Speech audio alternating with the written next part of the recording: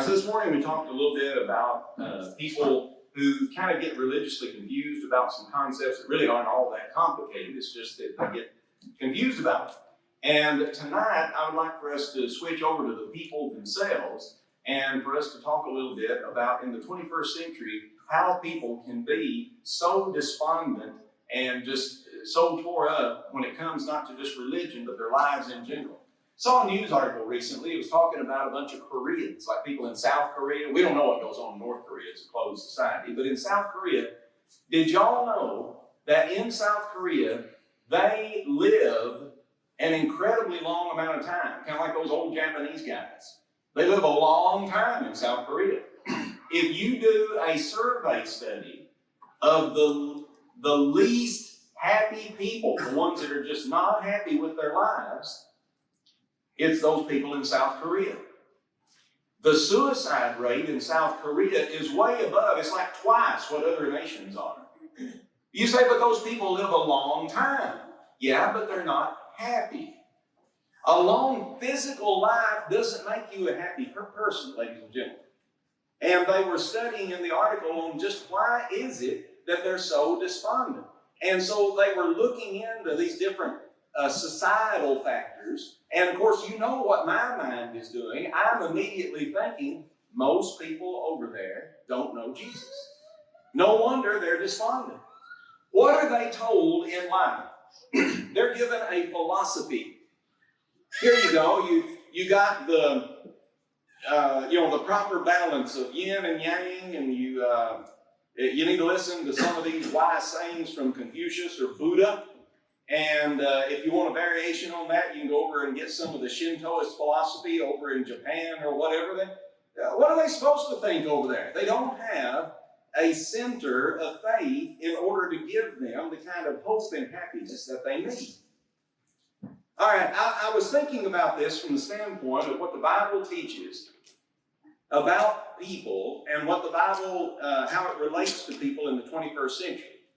Number one, people in the 21st century do not think of the Bible as relevant to their lives.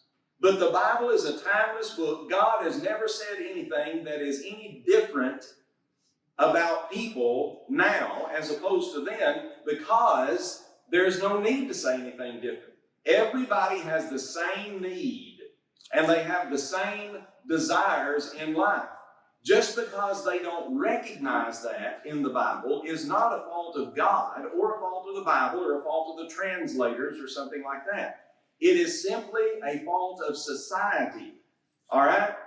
And I want us to think a little bit today about some of these scriptures as compared to how evangelism might work, say, overseas in a missionary field compared to how it works here in America, and see if we can all do things a little bit better. I'm kind of thinking aloud with you all tonight as we go through some scripture. Number one, there has never been a successful mode of evangelism that was not personable and was not direct and people related. So, in the 21st century, here's part of the problem. Everything is indirect and everything is market type oriented. So there is a particular company that is bugging the fire out of me because we don't have, and they're people I did business with, okay? We don't have your correct or updated telephone number on file. Guess what they're not getting? My correct and updated telephone number. Yeah. Everything is market driven. Have you noticed nowadays the reluctance of young people to have an actual, real phone conversation? Have y'all noticed that? What would they rather do, church? They'd rather send a message, right? They'd rather text. There's something about that. They like the indirect. They don't like a direct involvement. That's not the fault of God. That's not the fault of the Bible. The Bible is the book that is hands-on and relates to people's personality and character and so forth. It is people today in the modern world that do not like the directness of direct interaction, talking to somebody eye to eye, looking them in the face, having personal interaction. They don't really like that. And that's not a failing of God, it's a failing of society. Okay, Let's go over to the Bible passage and then we'll have some more to say. In the book of Acts, you find with the very first gospel sermon that there were people there from all over the place. Remember recently I was preaching to you all, and it says that there were people from Asia, there were people there from Africa, there were people there from Europe, and they all gathered together, and 3,000 of them obeyed the gospel at one time in Acts chapter 2. Now, if you look at this in Acts 2, and you go down to the last verses in 46 and 47, they continued daily with one accord in the temple, breaking bread from house to house. That means they were eating together, and they did eat their meat with gladness and singleness of heart. So, this statement in the Bible indicates they didn't just convert them and drop them. They hung in there with them, because you make a personal connection with people that you are exchanging with and you're taking care of. And those people needed help because they came in from wherever and they want to hang around and learn more about Jesus before they have to go back to Libya or Italy or wherever it is they had to go. Now, in the world nowadays, when our missionaries go off and try to start a church somewhere else in the world, I want us to think about how they usually go about doing that. There are two modern methods that are very effective that you may have heard of from different brethren. Number one, they will come to an area and they will have a vacation Bible school. That's what we would call it. Now, it doesn't matter what the other country's schedule is as far as school or anything, because you can call it anything you want. Family Bible hour. You see what I mean? You can call it anything you want, just like some churches over here do. So you have a VBS with them. When you get those children into that situation, then you get to know those families and you get to see what they might need. Those people, it's new to them in the foreign mission field. And when you start with that nucleus of contacts, then you can build on that. So what they'll do is they'll have a preacher training school in that nation somewhere, like say in Brazil, where we support Brother Short's work. And you train up a preacher, you send the resources from America with workers from America, you have a big VBS with them, and then he has his contacts ready to go, and his Bible studies lined up, and he knows which households to go to, and then he follows up from that, right? That's your basic gist, your basic idea. The second big approach in the mission field is to do this. How do you get that personal connection they had in the first century? They said, well, you need to try to be good to those people.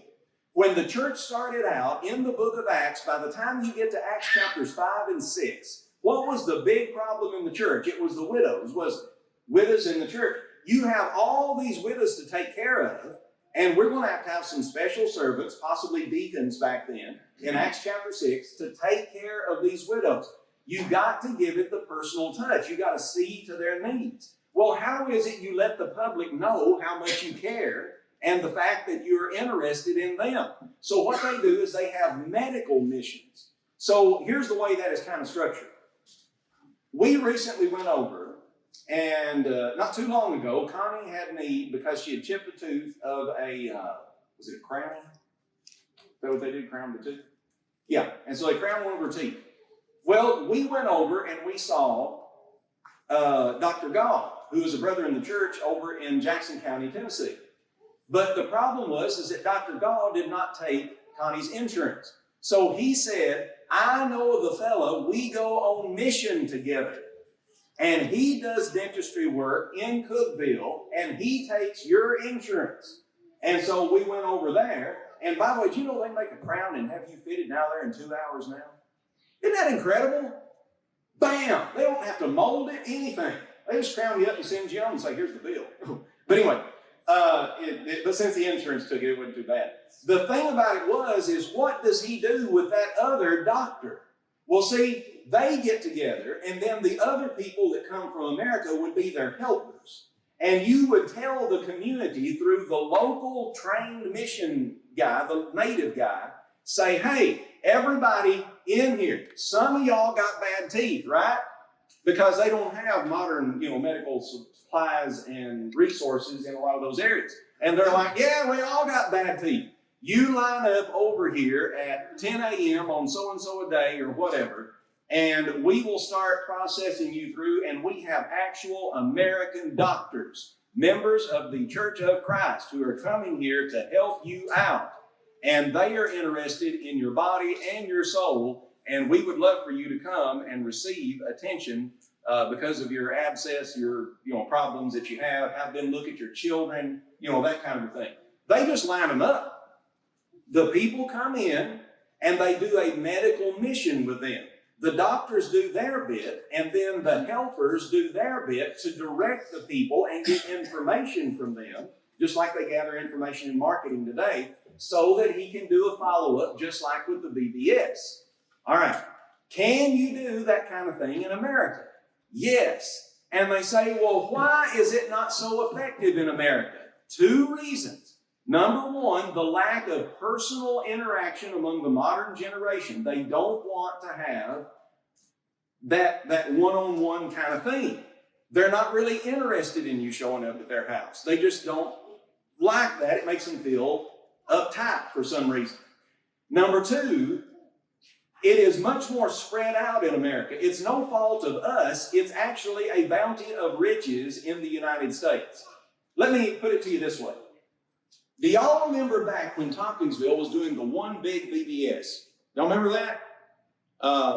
You don't remember that? Okay, well, up in Monroe County, they used to have a one big VBS. And the big VBS was not necessarily everybody, but it was several congregations, and Germany was in on that, right? Yeah. So they had a huge VBS. Now, you could picture that even on a bigger scale, because how many people are in Monroe County? About 10,000. Let's say you've got a small town in India. And by small town, we mean a town of like 1 to 2 million people. Okay? 1 to 2 million. And you come in there and the church is not there. They got Hinduism in that area. The church just doesn't have a presence, but you want the church to have a presence. If you come in there and you set up a vacation Bible school and you're the only game in town, well, if we wanted to have one huge VBS, and Germany didn't have one, we kept ours at Mount Gilead during all that because we wanted people to have the option for a different time of the year, But let's say that they didn't have one and we all went in on the same VBS. You're talking about hundreds and hundreds of kids, right? Well, it's no wonder that they have thousands of children, maybe at their events, because it's the only game in town. Got it? It's the only thing going on. And whenever you have the missionary come back and he says, we started a new congregation just like that, it's got 50 members right off the bat. And we're like, well, how come we can't convert 50 people at a time and start a new congregation wherever we want? It's because you've already got congregations nearby. It's because you're already doing activities nearby. They didn't have that over there. So when they tell people, this is your opportunity to learn about that Jesus that you've always heard about, but you don't know anything about him, here's your opportunity to have your children receive help and for you to get goodies and people to treat you nice and for you to be introduced to Christianity. They're all about it. They just, boom, and here they come. I remember asking one time, Addison Herring, it was funny, he was a real red-faced man. And his nickname was Red, and they called him Red Herring. So that's an old expression that people used to have for indicating like a mistake or something. But anyway, Red. Red was a missionary over to India. And we would ask Red, we said, Red, when you go over there to India, how do you get a crowd? And he's like, look at me. White man. He walks over in there in the middle of the bush country or whatever in the community. And he said, you got all these people? I mean, there's over 1 billion people in India, so they're all over the place. He said, you just walk in there, and he says, you're a white man, you get in the crowd. They're going to come up and see what it's all about, and you just tell them, you want to know what it's all about? Meet me in 1 hour underneath the big shade tree over here. Meet me over here. You're going to find out what it's all about. And they said, well, what do you say to them, Red? Well, he said, I reach down, for example, and I pick up, pretend this thing of cookies is cookies. Anyway, pretend it's like a big rock. So he said, you just reach down and you pick up a big rock and you tell him. He said, who do you think made this rock? I'm here to tell you about the same one that made this rock, made you, made me, made everything they took to make those buildings over there, made that tree. You know, I'm here to tell you about that one, the living God. And what you do is you make a contrast between the philosophy they were getting and the true preaching of the gospel. So he just starts from the base that way and says, I want to tell you about who formed the earth, who formed the seas, who formed the forest. I want to talk to you about that God. And then you talk to them about that a minute, and then you introduce Jesus to them. Doesn't it make sense that God would tell us what he wants? Doesn't it make sense God would send us somebody that knows what we're about and live like we live? God sent us his own son. He tells us about these things. In his word, let me tell you about Jesus. And they say, well, yeah, but they don't even speak English. Well, you're using a translator. Yeah, but a lot of them can't read or write. You think people in the first century could read and write? Some of them could. A lot of them couldn't. That doesn't have anything to do with obeying the gospel. They were hearing the gospel preached. And so they just respond to that, and you get a crowd naturally. Here in America, you don't get a crowd naturally because we have an embarrassment of riches. You got churches everywhere. Anybody wants preaching, they can get it any given Sunday, any given place, right? You want a VBS? There's VBS offerings all through the summer. We still got another one right before school coming up at Oak Hill. You want a medical mission? We have so many things here in America. Most people have insurance already. Well, so-and-so's offering free services. You know, I might get to that. I might get around to it. You know, sometimes it's even hard to give people stuff in America. I was talking to somebody this afternoon over at Walmart. And, Billy's, I was talking about, ran into him. And so the lady is remarking to me, she had an absolutely beautiful, I guess you don't call it beautiful, but it was a neat looking shirt. And she had gotten it on sale for her husband, and it was a nice shirt. Can you believe this? How cheap that is. Everything's so cheap around here. Go over to Helping Monroe. They're busting at the seams. Nobody has an excuse to be naked in Monroe County. There's clothes everywhere. It's free for the giving people. Have all the clothes you want. Nice clothes, winter clothes, summer clothes. I don't care. Please take our clothing. They just give them so much clothing, they cannot handle all of that. And if you're really determined to spend $1 or $2 for it, you can get other clothing choices at the Goodwill, right? Everybody's got so much that you don't have the same appeal. When somebody comes in a foreign nation and they say, we're giving away reading glasses, we're giving away shoes, we're giving away medical services, things like that, people really perk up. They listen. In America, you don't have that because of the abundance of stuff. Okay, so let's go back to the Bible and let's think about modern day society in America and what could cause people then to want to come to Jesus. This is where it's going to come full circle with what I started with talking about Korea, because South Korea is also a wealthy nation and they're not happy. So let's deal with a few more passages here. If you travel down in Acts to chapter 5 now, Acts chapter 5 and in verse 42. Daily in the temple and in every house they ceased not to teach and preach Jesus Christ. They were giving people the personal one-on-one attention that it takes in order to add and network people into Jesus. They were reaching out to them through these personal connections. How did they know whose house to go to in the first century? They had to have known through somebody, right? People don't change. Since everybody has so much here in America, you're only going to get so many converts by doing special things for them or their children. Medical missions, VBSs, giving them stuff charitably and so forth. You're only going to get so many that way because everybody has what they need. What is it that people need, which is the same thing they needed back then, that will give you that personal connection and get your foot in the door? You have to find the person who is without God and without hope in the world, the person who is despondent, the person who has had a huge shake-up event that has made their lives to where they are open and receptive now to hearing the gospel way. In other words, what I'm wanting from you and what I need to be more mindful of is what happened in this other person's life that is big. What happened to cause them to maybe rethink their direction in life? Because it doesn't matter if you live in a big mansion. If you are without God and without hope, then that person is just as sad. The numbers show it. They prove it. You're just as sad as somebody who lives out in the third world without anything even to cover their naked body. You are bad. You're feeling down. You need that person to give you the personal attention at that time that you so desperately need. Who did the first century church start with?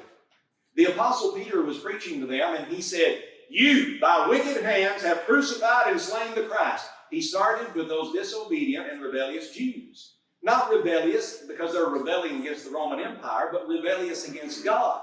He said, you need to repent. You crucified Jesus. We're going to start with the house of Israel first, and we're going to see who wants to come back and serve God. And so that's exactly how they did it. Then, once you've got a core in the church, you've got your 3,000. Or it doesn't matter. It could be 3 or 30 or 300, whatever. Once you've got your core group, then you start asking them, who do you know that is having a big change in their life? Who do you know that even though they might have a bunch of stuff, there's a lot of unhappiness in their life? That is the person that we need to start contacting. I am convinced I have been going about much of my life. I'm not saying it's wasted because the truth's the truth, right? We just bring people the truth. But a lot of my life is spent on people that were not interested in wanting to make change. And I sometimes feel, except I haven't done as good a job as him, like the old prophets, like Jeremiah.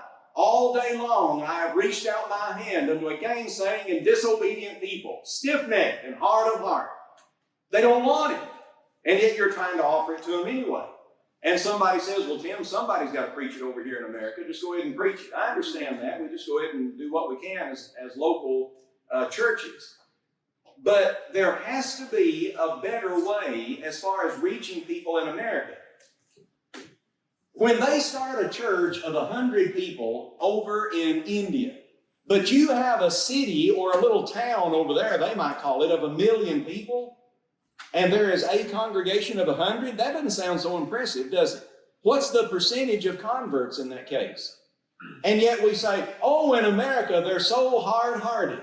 Well, are we really winning over less of a percentage in America? Not necessarily. It's just that, there's a lot of different congregations in America, and the population is more spread out. It's harder to find the people. Over there, you find them, they're all living together. They're just smushed together like a mass of goo. There's people everywhere over there. And they have huge families and stuff. Well, America quit having big families, and we're spread out because of automobiles and everything.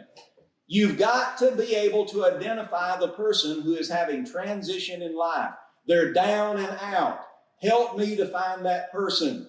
I need to be more attentive of that. Remind me, say, Tim, so-and-so is having a hard time. So-and-so just had a big change. They lost their job. So-and-so, some churches, of course, are trying this with the lists and everything. They just moved in. You know what my problem with the new movers list is? Where they say so-and-so's moved in? Is that a big bunch, and it wastes a lot of your time, a big bunch of those people on that list are actually people that just kind of moved around. There's very few of them that actually came into the area and came into the area recently.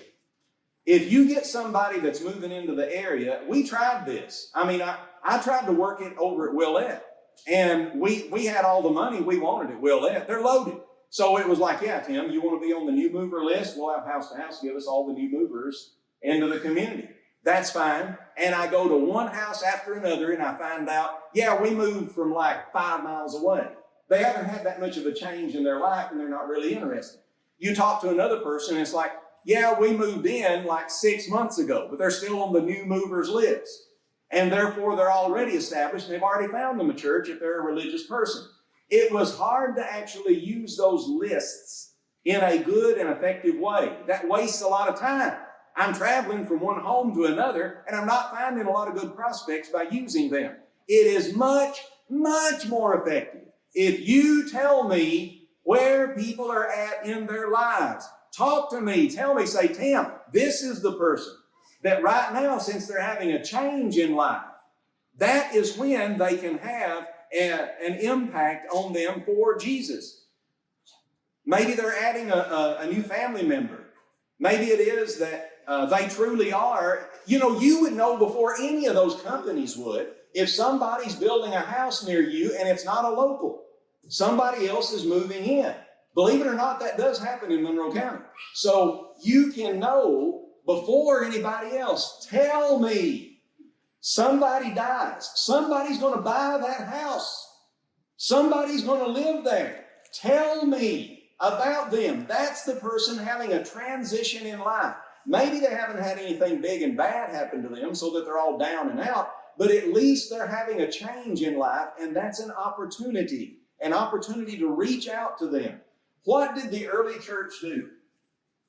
The early church had that hands-on approach consistently throughout the early days of the church. If you look at Acts chapter 8 now, and in verse 4, the Bible says, "Therefore they that were scattered abroad went everywhere preaching the word."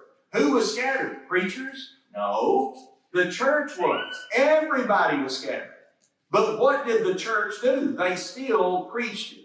Not because they were formally trained, not because they knew exactly everything that they ought to say in every situation, but they were still preaching it. They were simply telling people, well, I know somebody's going to help you through this life, and that's Jesus. He's the reason I'm able to give you a smile and be happy to you every single day, because I'm in the same boat as you. They kicked me out of Jerusalem, and I'm looking for a place to settle down. Well, you don't seem too worried about it. Well, that's because my friend Jesus has got this. The Lord's going to help me, and He will guide me in my path, and I'm trusting in Him, and I'm just working the best I can, and God will find a way. How can you have that kind of attitude, my friend? How can you be like that? We're traveling around, and we don't know where to set our feet on and establish ourselves. It's going to happen. And if you put your trust in Jesus, it'll happen for you too. And that's how you start spreading that word, you see. That's how they introduced people to Jesus on a personal basis. Later on, in Acts chapter 8, if you go to verses 26, down through the encounter of Philip and the Ethiopian, down through verse 39, you see that the Lord simply had two people that don't even know each other brought together, and they are met with Jesus wherever it is that they are looking into the Bible, whatever it is they want to know about. I've tried this with the program, and I know people are listening to me. I know that. But they will not really, a lot of them, come out and ask me Bible questions that are listening to me on the radio. They wonder about something in the Bible, and they're not really coming out with it to ask me the question. I've got to try to figure out a way to get more direct with them. The radio's fine. It's just that it's so hard. It's still like pulling teeth to get people to ask what they wonder about. This guy, this Ethiopian, he was out in the book of Isaiah. He didn't know what it was talking about. Philip began right there, and the Bible says, preached unto him Jesus. He just presented Jesus to him. And my friends, I've studied on that Bible long enough to where I ought to be able to do that. I just got to find the person who's actually wondering what something means in the Bible. Be aware of that. If anybody ever says, well, I wish I could understand more of the Bible, well, what part of it would you want to know about? We can find out what it says on that. Your preacher's that smart? No, but he knows how to look something up. So he can find out if he don't know. So you've got to find people who are already wondering about something in the Bible, or people that have a transition in life and are needing a better hope. They need something more than what they have. Not because they need clothing, not because they need food. It's because they need something more in life than what they're experiencing. And the only hope of eternal life is found in Jesus Christ. I just wanted to share a few of those things with you tonight, and hopefully we have seen where it is that I'm coming from at this stage in my life and in ministry, and see if we can't work together to try to find people out in the community or people that are coming into our community that might have that same kind of need for hope in their own lives. We're desperately in need to find the diamond in the rough. I don't care how far I have to go to find it either. You tell me about somebody and they're in the absolute corner of some holler over in Mount Hermon somewhere where you got a pipe in the sunshine. I don't care. I'll go get them. All right? I've been down to people before who were over near the river. Y'all know how much the river's hollowed out over the years, as you travel out? Well, Barry, you know how much it has.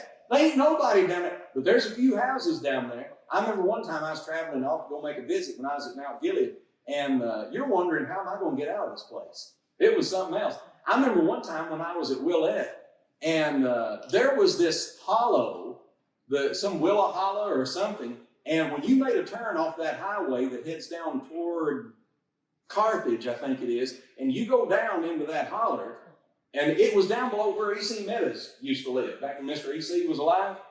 Man, there's some characters down in there. You get to wondering, should I be knocking on a door down here? These people, it just looks different down there. And you can tell by who you're running across. That's a different sort of clientele. Reminded me a whole lot of when I was off doing a mission meeting. This is also when I was at Mount Gilead. We went off to Harlan County, over in the eastern part of the state. And you was looking at these conveyors of coal, going by your head as you travel down the road. And I will never forget when we showed up, me and Connie over there, along with Keith and Phyllis Thyre when they were alive. And we're going to do a mission meeting for the church there. Stephen Foster was the local preacher. And he had him a little campground church house over there, beautiful little building. And he's trying to get the church strengthened over there and go around and see people. Well, we said, all right, me and Connie, we'll go out and visit with you. He said, okay, let's go out and visit today. So he pulled his car around, and me and Connie hopped in his car, and he said, well, wait a minute. So he comes back, and when he comes back, he's got this big old pistol, and he throws it in the back seat, and he said, I'm ready. You're ready? Ready for what? I want to tell them about Jesus. You're wanting to send them on to it. But I'm telling you, that's the kind of people we visited with. We'd go off into somebody's home and he'd be talking to people. Of course, he knew the people there, didn't he? And you'd be sitting there, and I was just listening to how Brother Foster was interacting with them. Said, buy you any ammo lately? Oh, yeah, I found a good deal over at so-and-so, It's just, they'd have these little houses up on the sides of the hill, and that's just the way they talk. Different sort of people. I don't care who they are, they can still come to Jesus. As long as they're not going around actually killing people, they can still come to Jesus. So we need to find that diamond in the rough. We've got to find it. And I'm just suggesting a couple of ways in which you can identify people that may be going through a transition in life tonight and realize that the early church used direct people-to-people interaction in order to grow. It networked, but not a lot like people do nowadays with marketing. It networked by having somebody to say, this other person over here is the one who's wondering about something in the Bible, in the scriptures. This person over here has got something big that just happened in their life, something we can do to help them, like they do on the mission field. And they don't need help maybe physically, but they need help in conceptualizing their problem. They need help in getting hope through their difficulties.